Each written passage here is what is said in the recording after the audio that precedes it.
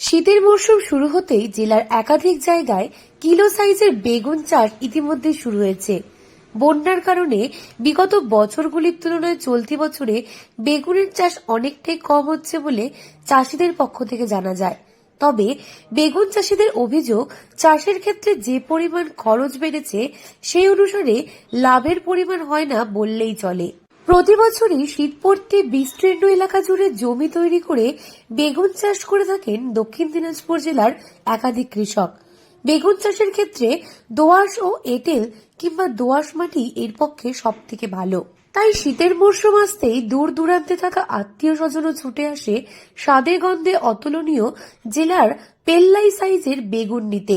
বাজারে প্রথম অবস্থা থেকেই ৭০ থেকে ৮০ টাকা কিলো দরে বিক্রি হয় এই পেল্লাই বেগুন। আমাদের এখানে বলতে কত বিঘা বলতে কি আমরা সব গৃহস্থী চাষ করতাম, কেউ ১.৫ বিঘা, কেউ ২ বিঘা, কেউ ১০ কাঠা মানে হাফ বিঘা। তো আমাদের এবার বন্যার কারণে আমরা বেগুনটা বেশি চাষ করতে পারলাম না, মার খাই গেছে। তবুও আমাদের এখানে এটা সত্যি আমাদের বাংলায় হয়, একদম পিওর খাঁটি বেগুন। আর আমাদের বেশি এই আমাদের এলাকাটা হলো বন্যা কবলিত এলাকা, পলি পরে, তার জন্য এইখানকার বেগুন বেশি টেস্টি হয়।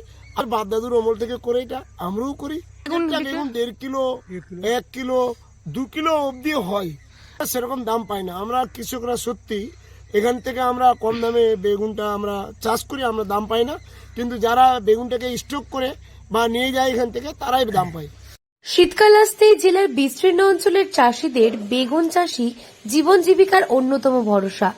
বিঘার পর বিঘা জমি শুধুই সবুজ বেগুনে ভর্তি।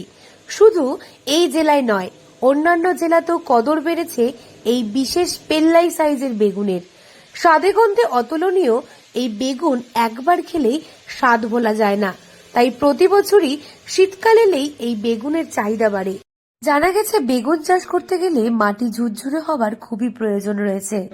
মাটি হবে তো বছর ফটোয়া করছিলাম, এগুলো করছিলাম, ওগুলো ভেই খাই গেল। এইটাই খালি আমাদের জমি আছে এই এলাকাটা ভিতরে, আর কারো জমি না।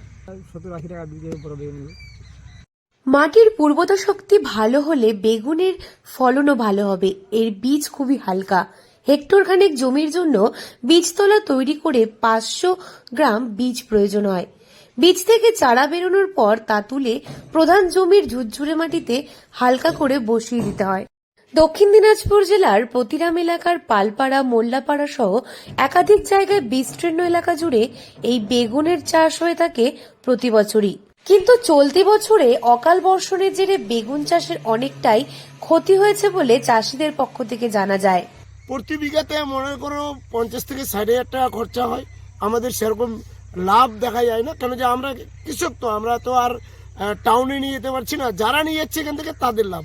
বাপ দাদুর অমল থেকে করে আসছে, তার জন্য করছি। আর এবং আমরা ছাড়তে পারছি না, লাভ হয় কোনোবার লস হয়, তার জন্যই করি। অসময়ে বন্যা হওয়ার জন্য বেগুন চাষ করতে যে ধরনের মাটির প্রয়োজন, সেই মাটি তৈরি করতে অনেকটাই খাটনির পাশাপাশি খরচও হয়েছে অত্যাধিক। এর ফলে বেগুন চাষ করে কতটা লাভের মুখ দেখবে চলতি বছরে, সেটাই এখন দেখার বিষয়। দক্ষিণ দিনাজপুর থেকে সুস্মিতা গোস্বামী রিপোর্ট, লোকাল ১৮ বাংলা।